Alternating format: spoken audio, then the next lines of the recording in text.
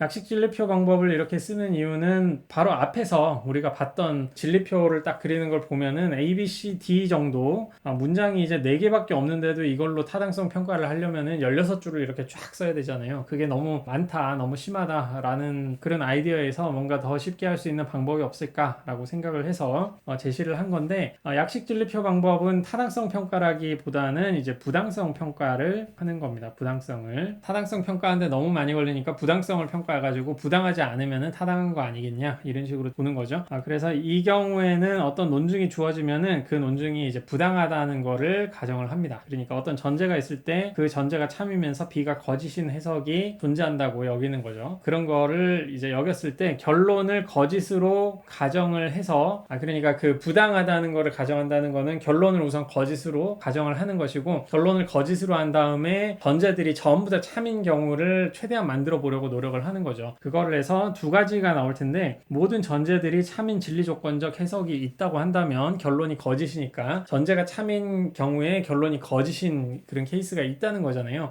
그게 있는 거니까 그 논증은 이제 부당하다라는 게 돼야 되겠죠. 근데 결론을 거짓으로 해서 전제를 전부 다 참으로 만들려고 해봤는데 이게 전부 다 참이 되지 않아요. 어떻게든 거짓이 하나라도 있어요. 그럴 경우에는 전제들이 참이면서 결론이 거짓인 경우가 없다고 할 수 있으니까 그런 경우에는 이제 타당하다라고 할 수가 있겠습니다. 그래서 8번의 문장이 이제 타당한지를 보는 건데, 8번 문장이 요거였고, 약식 진리표를 쓰기 위해서는 이 논증이 이제 부당하다라는 거를 가정을 해야 되잖아요. 그 말은 뭐냐면은 이 결론이 이제 거짓이다. 결론이 거짓이다라는 거를 고려를 해야 되는 것이고, 이게 결론이 거짓이라는 것을 고려를 한다는 거는 나D가 참이면서 나C가 이제 거짓인 그런 케이스를 고려를 하는 거죠. 그 말은 D가 이제 거짓이고 C가 참이다 라고 하는 거니까 여기는 그냥 거짓이라고 하면 되겠네요. 이런 식으로 우선 이게 거짓이라는 거를 전제하는 하에서 논증의 전제들이 전부 다 참이게 만들려면 어떻게 해야 되는가, 그거를 이제 궁리를 하는 거죠. A거나 D가 지금 참이 되어야 되는 거니까 D가 지금 거짓이기 때문에 A는 무조건 참이 돼야 되겠죠. 5월 문장은 둘 중에 하나가 참이면 무조건 참이니까 이 문장을 참이게 만들기 위해서 A가 이제 참이 돼야 되는데, 그럼 A가 여기 참이 되는 것이고요. 그리고 여기도 이제 참이 되는 것이고, 그런 하에서 이 문장이 또 참이 돼야 되잖아요. 이 문장이 참이 돼야 되니까 B가 거짓이 되면 안 되는 거겠죠. 그래서 B는 무조건 참이 돼야 되는 거고, 그렇게 보시면은 이 전체 문장의 이 정권이 이제 참이 되는 건데, A and B가 이제 참이 되는 건데 결론이 이제 거짓이 되네요. 그래서 이거는 거짓이 될 수밖에 없는 그런 상황이 되는 거죠. 그래서 전제의 모든 문장이 다 참이 되는 게 실패했기 때문에 이 경우에는 그냥 타당한 논증이 된다라고 보시면 되는 거고, 6번부터 보면 박 씨는 자격 정지 상태에 있지 않은 경우에만 변호사 업무를 수행할 수 있다. 이거를 나데이라고 고려를 해야 되겠네요. 자격 상태에 있지 않는 경우가 아닌 경우에만 변호사 업무를 수행할 수 없다라고 하는 거니까 낫비가 이렇게 나올 테고, 박 씨가 자격 정지 상태에 있지 않다는 것은 사실이 아니다. 이건 낫나데이가 되겠네요. 그러므로 박 씨는 변호사 업무를 수행할 수 있다. B가 되는 거니까 B. 번역을 하면 낫나데이이면 낫비이고 낫나데이이면 로부터 이제 B가 나오는 거죠.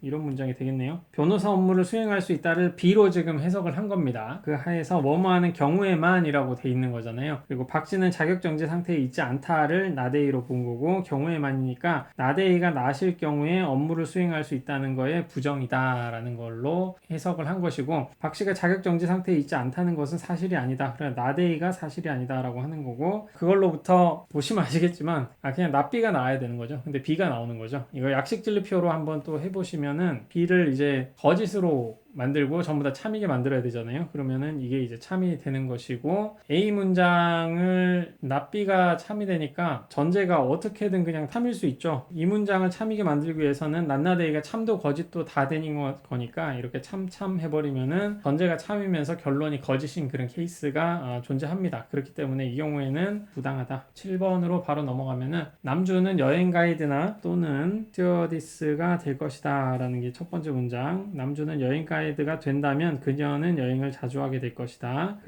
그리고 앞문장에 있는 이런 거는 그냥 번역 꼭 안 하셔도 되니까 버리셔도 되고요. 다음 문장은 이제 그녀가 스튜어디스가 된다 하더라도 그녀는 여행을 자주 하게 될 것이다 라고 하는데 이 부분은 좀 수정을 할게요. 조건문으로 수정을 하겠습니다. 뭐뭐 하더라도 라는 문장을 번역에 좀 집어넣는 게 그렇게 좋지는 않은 것 같아요. 제 생각에는 하더라도를 제가 예시에서 좀 뺀 이유 중에 하나도 그거를 뭐 스튜어디스가 된다는 걸 지금 B로 해석을 했기 때문에 B이면은 C이다 이런 식으로 좀 의도를 하고 이 예시는 좀 적은 것 같아요. 하더라도의 의미가 이런 조건문은 아니거든요. 약간 다르거든요. 그러니까 그녀가 스튜디어스에 된다 하더라도 이 말은 그녀가 스튜디어스에 되던지 안 되던지 간에 하여간 그녀는 여행을 자주 하게 될 것이다 이 말이 되기 때문에 번역을 고려를 할 때 뭐 이런 문장으로 보통 고려를 할 수 있겠지만 그냥 C라고 결론 여행을 자주 한다는 게 참이다 라는 식으로 좀 번역하는 게 맞을 것 같아요. 근데 지금 논증 구조로 보면은 이 문제에서는 지금 조건문 형식으로 해가지고 이걸 좀 의도를 하고 있는 것 같은데 하더라도는 여러분들 강의록에 되도록이면 조건문으로 제가 좀 고쳐 놓겠습니다. 그런 식으로 해서 그러므로 남주는 여행을 자주 하게 될 것이다 라고 해서 C라는 문장이 나오는 거죠. 이제 약식 진리표 방법을 쓰면은 C가 이제 거짓이 되는 하에서 전제들이 전부 다 참이 되는 그런 상황을 만들어야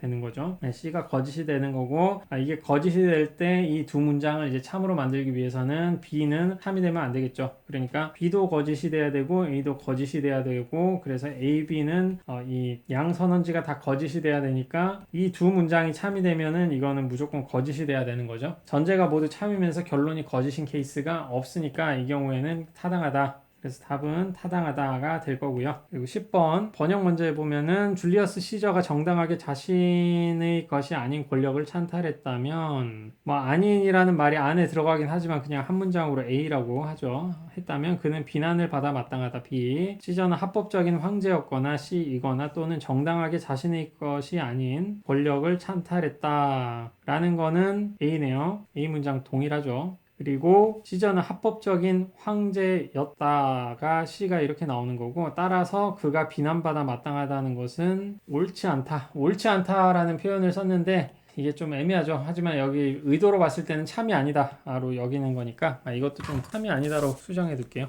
not B로 보시면 되겠네요. 그래서 문장 구조가 이렇게 됐는데 그러면은 not B를 우선 거짓이라고 한번 해보죠. B를 거짓이라고 하면은 B는 이제 참이 되겠죠? 참이 되니까 이 문장이 이제 참이 그냥 되는 것이고 A가 뭐든 간에 그냥 참이 되는 거죠. A가 뭐든 간에 참이 되는 것이고 C에 대한 정보가 없으니까 이러면은 참을 만들기가 되게 쉽죠. C를 참으로 지금 만들면 되는 거고 C가 참이 또 돼야 되는 거고 그러나 해서 A는 참도 거짓도 되잖아요. 이게 참이 되고 참이 되고 참이 되는 거니까 이건 부당하겠네요. 부당하다고 보시면 됩니다.